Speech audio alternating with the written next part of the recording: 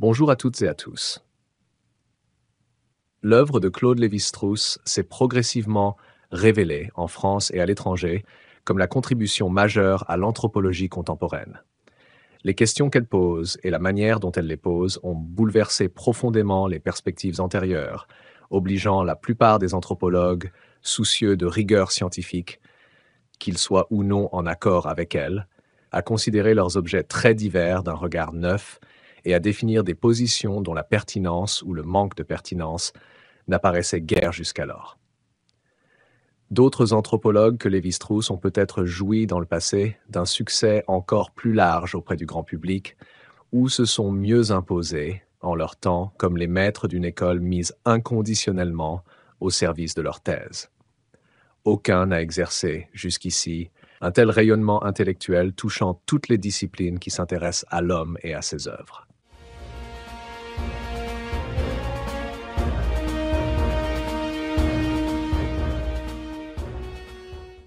L'anthropologie structurale constitue un recueil d'articles entièrement consacré à l'anthropologie comme discipline scientifique.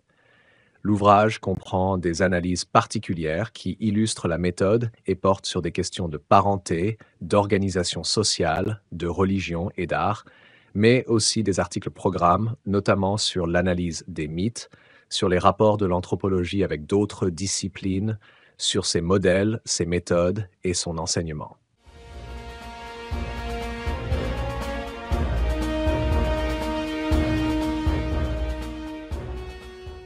Lévi-Strauss préfère laisser de côté, au cours de cet article, le terme sociologique, qui n'a pas encore réussi à mériter, depuis le début de ce siècle, la définition que Durkheim et Simiande lui ont donnée. La sociologie se ramène à la philosophie sociale et reste étrangère à l'étude de l'auteur. Vue sous l'angle d'un ensemble de recherches positives portant sur l'organisation et le fonctionnement des sociétés du type le plus complexe, la sociologie devient une spécialité de l'ethnographie, sans aboutir à des résultats aussi précis et riches que celle-ci. L'ethnologie se définit comme l'observation et l'analyse de groupes humains considérés dans leurs particularités et visant à la restitution, aussi fidèle que possible, de la vie de chacun d'eux. Tandis que l'ethnologie utilise de façon comparative les documents présentés par l'ethnographe.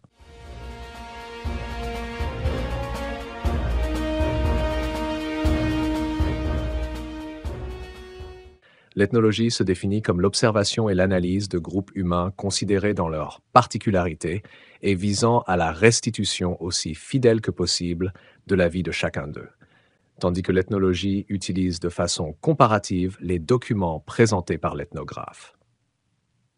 Une répartition des tâches entre l'histoire et l'ethnologie, justifiée par des traditions anciennes et par les nécessités du moment, a contribué à confondre les aspects théoriques et pratiques de la distinction.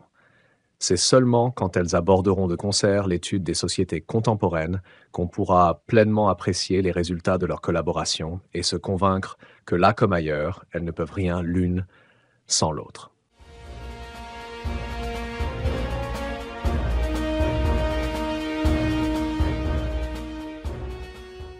La linguistique occupe une place exceptionnelle dans les sciences sociales. C'est l'une des rares disciplines des sciences sociales qui soit parvenue, à la fois, à formuler une méthode positive et à connaître la nature des faits soumis à son analyse. Cette situation privilégiée entraîne quelques servitudes. Le linguiste verra souvent des chercheurs relevant de disciplines voisines mais différentes s'inspirer de son exemple et tenter de suivre sa voie. Psychologues, sociologues et ethnographes anxieux d'apprendre de la linguistique moderne la route qui mène à la connaissance positive des faits sociaux.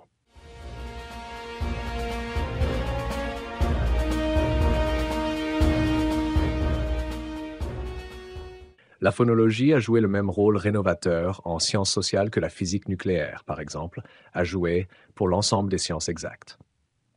Dans l'étude des problèmes de parenté, le sociologue se voit dans une situation formellement semblable à celle du linguiste. Le système de parenté ne constitue pas toujours le médium principal par lequel se règlent les relations individuelles. Il faut toujours distinguer entre deux types d'attitudes. D'abord, les attitudes diffuses, non cristallisées et dépourvues de caractères institutionnels, Et à côté, les attitudes stylisées, obligatoires, sanctionnées à travers un cérémonial fixe. Le système des attitudes constitue plutôt une intégration dynamique du système des appellations.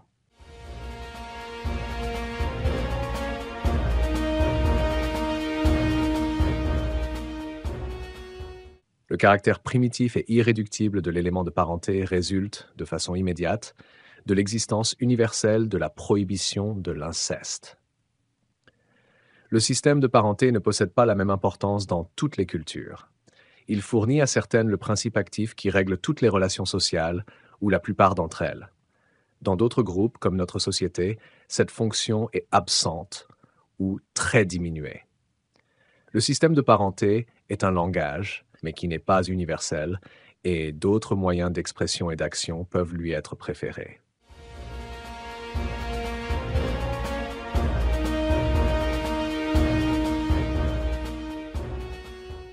Le langage est un phénomène social. Parmi les phénomènes sociaux, c'est lui qui présente le plus clairement les deux caractères fondamentaux qui donnent prise à une étude scientifique. En linguistique, l'influence de l'observateur sur l'objet d'observation est négligeable. Il ne suffit pas que l'observateur prenne conscience du phénomène pour que celui-ci s'en trouve modifié. Le langage est un phénomène social qui constitue un objet indépendant de l'observateur et pour lequel on possède de longues séries statistiques. De tous les phénomènes sociaux, seul le langage semble aujourd'hui susceptible d'une étude vraiment scientifique, expliquant la manière dont il s'est formé et prévoyant certaines modalités de son évolution ultérieure.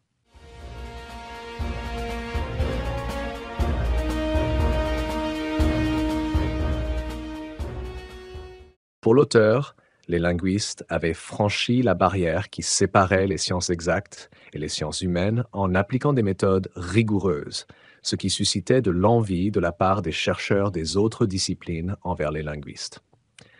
Lévi-Strauss se demande s'ils ne pouvaient pas appliquer au champ complexe de leurs études, parenté, organisation sociale, religion, folklore, art, les méthodes rigoureuses dont les linguistes vérifient toujours l'efficacité. Selon l'auteur, les linguistes se rapprochent dans l'espoir de rendre leurs études plus concrètes. Ils sollicitent les linguistes pour qu'ils les tirent de la confusion à laquelle les phénomènes concrets et empiriques semblent les condamner. Selon l'auteur, dans les relations entre langage et culture, certaines corrélations sont probablement décelables entre certains aspects et à certains niveaux, et il s'agit pour eux de trouver quels sont ces aspects et où sont ces niveaux. L'auteur préconise que les anthropologues et les linguistes collaborent à cette tâche. Cela leur permettra d'acquérir une connaissance de l'homme associant diverses méthodes et diverses disciplines.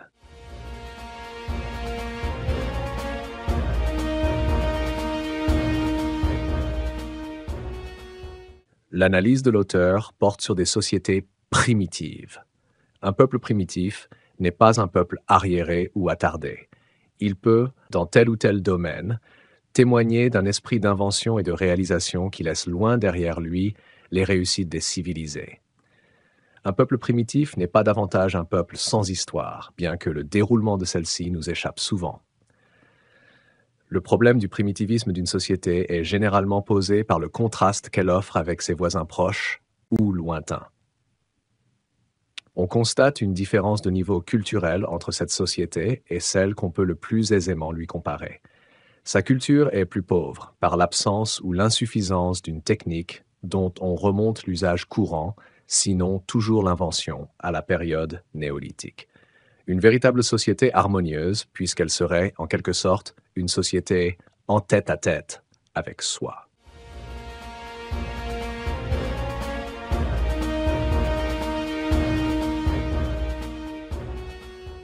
L'objet du chant est d'aider à un accouchement difficile. Il est d'un emploi relativement exceptionnel, puisque les femmes indigènes de l'Amérique centrale et du Sud accouchent plus aisément que celles des sociétés occidentales. L'intervention du chaman ou sorcier est rare, et elle se produit en cas d'échec, à la demande de la sage-femme. La technique du récit vise à restituer une expérience réelle où le mythe se borne à substituer les protagonistes.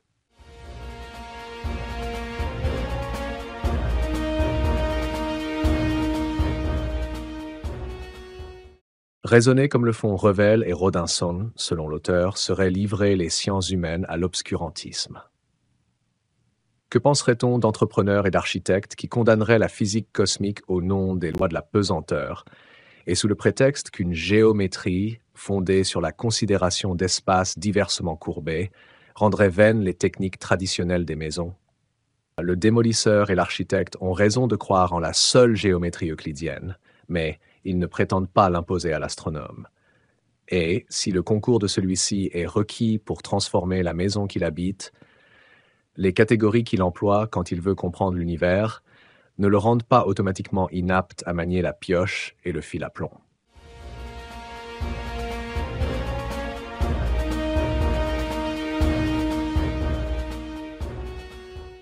Si l'anthropologie sociale tend à se confondre dans un vaste ensemble de recherches, dont l'appartenance aux sciences sociales n'est nullement évidente, par un singulier paradoxe, pourtant, ces recherches se retrouvent fréquemment associées aux sciences sociales sur un autre plan. Beaucoup de départements universitaires, aux États-Unis notamment, sont dits anthropologie et sociologie, anthropologie et sciences sociales et autres titres équivalents. L'anthropologie étant une science en devenir et dont l'autonomie n'est pas encore universellement reconnue, il a paru nécessaire de procéder d'une autre façon. L'exposition des faits doit partir de la situation réelle, et puisque, dans l'immense majorité des cas, l'anthropologie sociale se trouve associée à d'autres disciplines, et que, parmi les sciences sociales, c'est en compagnie de la sociologie qu'on la rencontre le plus souvent, on s'est résigné à les regrouper toutes deux au sein du même rapport général. La première ambition de l'anthropologie est d'atteindre à l'objectivité, d'en inculquer le goût et d'en enseigner les méthodes.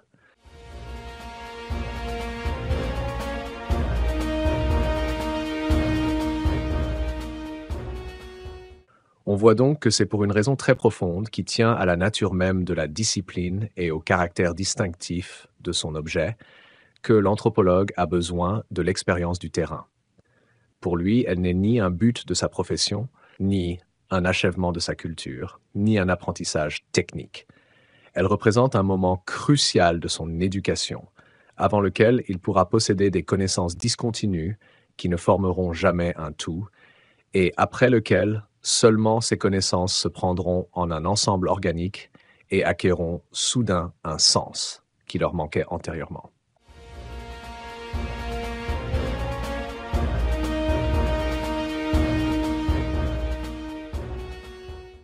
Je vous remercie d'avoir suivi cette vidéo. N'oubliez pas de la partager sur vos réseaux. Abonnez-vous pour m'encourager. Merci encore et à la prochaine vidéo.